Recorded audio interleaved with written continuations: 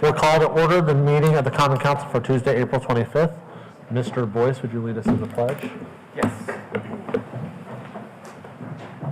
I pledge allegiance to the flag of the United States of America and to the republic for which it stands, one nation, under God, indivisible, with liberty and justice for all. Thank you. Ms. Lees, will you call the roll? Mr. Ayer? Mr. Boyce? Present. Mr. Davis? Present. Mr. O'Connor? Mr. Peterson? Present. Mr. Schwartz? Present. Mr. Sparks? Ms. Wiles? Present. Mr. Smith? Present. Mr. President, you have a quorum. Approval of the minutes from our April 11th meeting. Move to approve. Second. There's a motion and a second to approve our meeting minutes from the April 11th meeting. This is a hand vote. All those in favor, raise your right hand. 5. Awesome. 5 in favor, 1 abstention. Approval of the agenda. Move to approve. Second. There's a motion and a second to approve the agenda as presented. This is a hand vote. All those in favor, raise your right hand. 6-0. Petitions or comments by citizens who are present. I do not have any, but if anybody wishes to speak, there are slips out there by the door, and you can just hand those to Ms. Lees, and we will call you up when your item is presented. Moving on to council committee reports. Roads Committee, Mr. Boyce. Yes, on April 14th, Mr. President, then the Roads Committee met. Brian Ayer, myself, and Mr. Peterson were all present, and I will say we were all on time this time, which was kind of nice. Not a lot to update on, but Hamilton County projects, the 146th Street over Allisonville interchange has been pushed back a little bit. It's now anticipated to be spring of 2024 next year. The street should be able to remain open. And then the reduced conflict intersection at State Road 37 and 186th Street has also been pushed back. So it is now has a bid letting of May of 2023. Everything else seems to be running on timeline compared to our previous meetings. So if you have any questions, feel free to let me know, and I'm happy to get with engineering. Any questions for Mr. Boyce? Moving on to finance, Ms. Wyatt. Yes. The Finance Committee met on Thursday, April 20th. Mr. Davis, Mr. Peterson, and myself were present.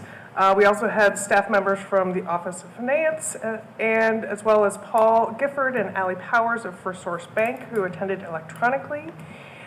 They provided with us a first quarter update on investment performance.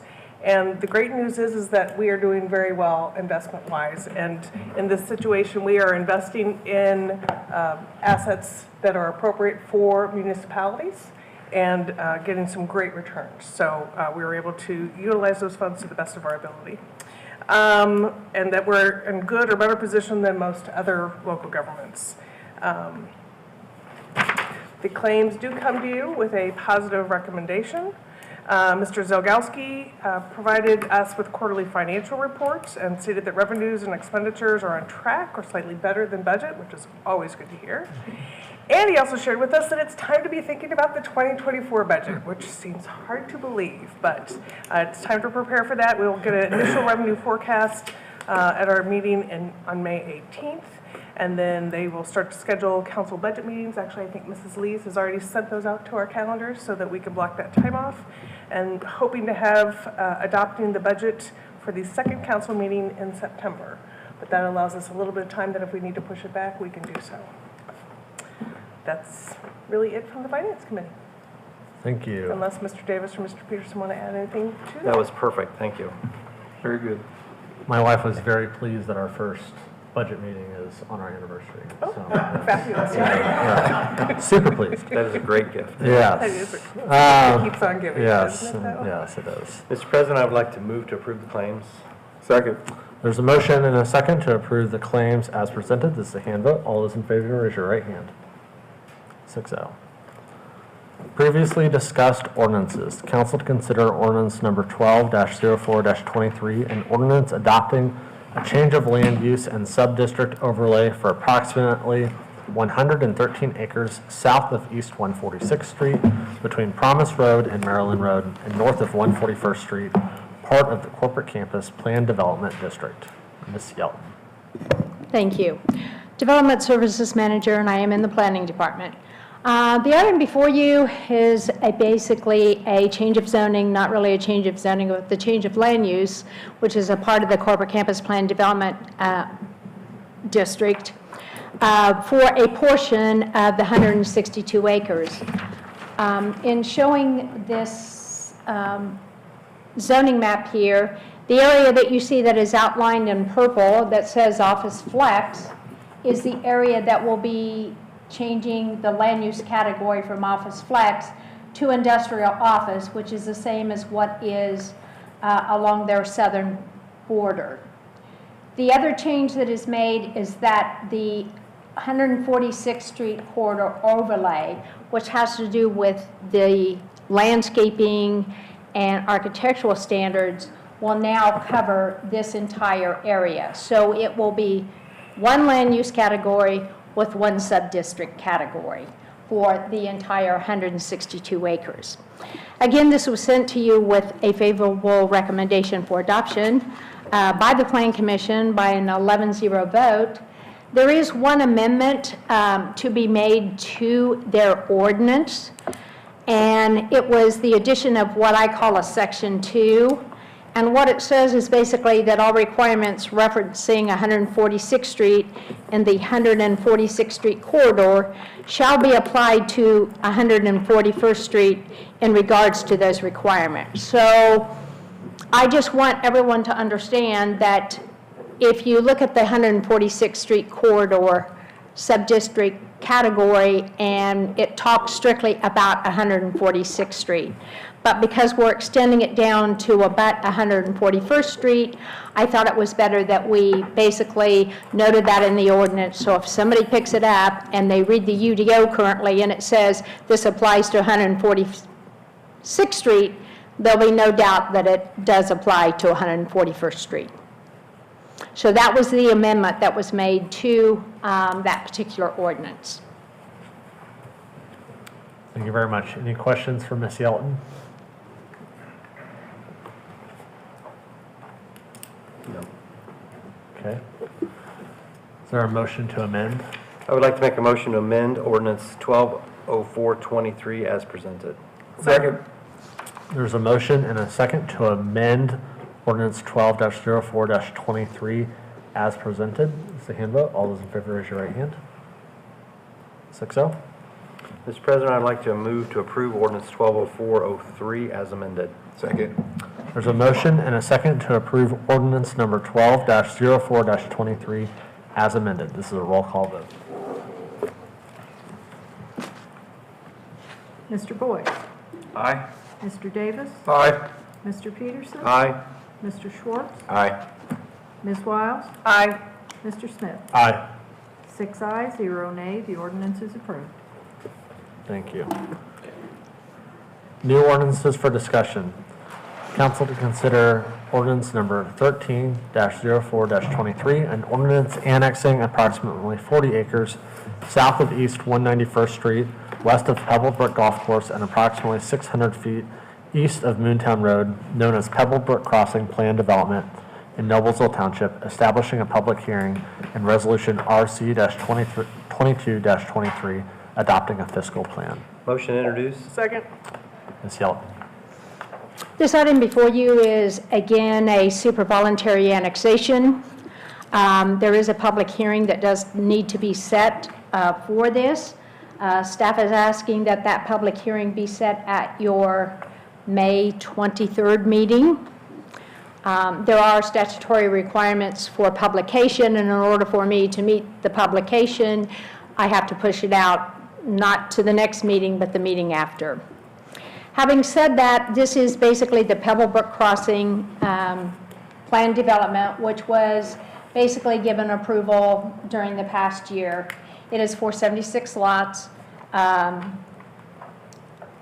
It is for 76 residential single-family homes. This is basically just a rough layout of that particular subdivision. Once this property is annexed, it again will be a part of Council District 2. In the fiscal analysis, there was analysis done basically on the capital and non-capital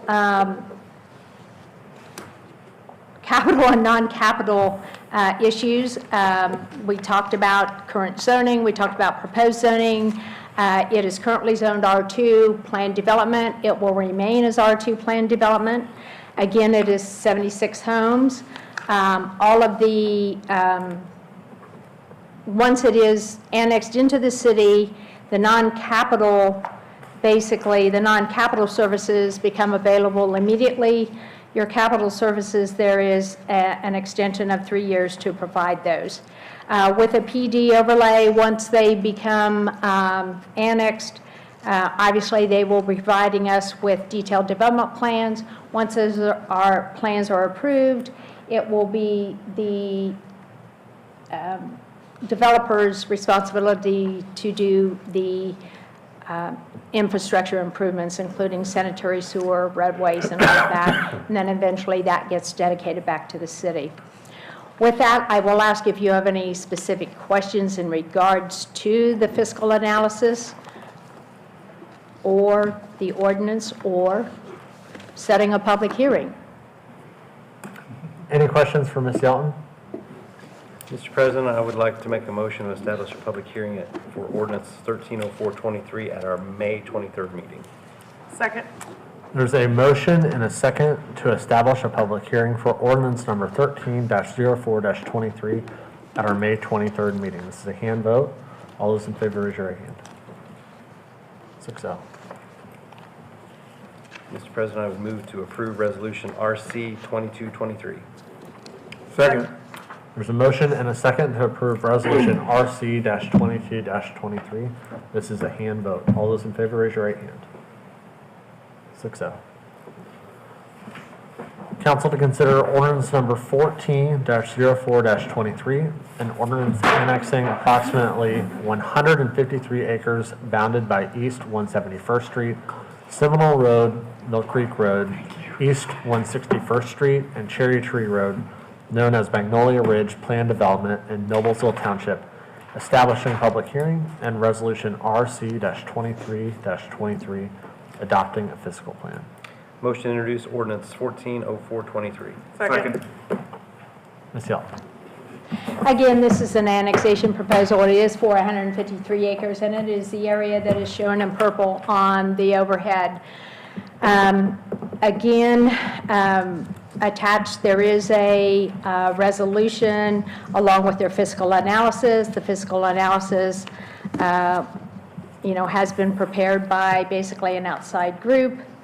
It is for ultimately 339 single-family homes. As you may recall, a portion of the homes are going to be constructed by Lennar. The other portion is going to be constructed by Pulte Homes. Again, staff would ask that the public hearing for this be established at your May 21st meeting, and would ask if you would have any questions in regards to their fiscal analysis. Again, non-capital things will go into effect as soon as it is annexed, and then with the issuance of an improvement location permit and the installation of infrastructure, that will eventually be accepted by the city. Any questions for Ms. Yelton? Mr. President, I would move to establish a public hearing for ordinance 140423 at our May 23rd meeting. Second. There's a motion and a second to establish a public hearing for ordinance number 14-04-23 at our May 23rd meeting. This is a hand vote. All those in favor, raise your right hand. 6-0. Mr. President, Ms. Wiles. I would move that we approve resolution RC-23-23 as presented. Second. There's a motion and a second to approve resolution RC-23-23. This is also a hand vote. All those in favor, raise your right hand. 6-0. Miscellaneous number 1. Council to consider resolution RC-21-23, a resolution concerning the acquisition of real estate. Mr. Hughes. Mr. President, I would ask that this matter be postponed to your next meeting, and we can discuss it at that time. We don't need to introduce the resolution tonight. Mr. President, I'll make a motion to continue this to the next meeting. Do I need to say that? To continue resolution RC 2123 till our next meeting. Second.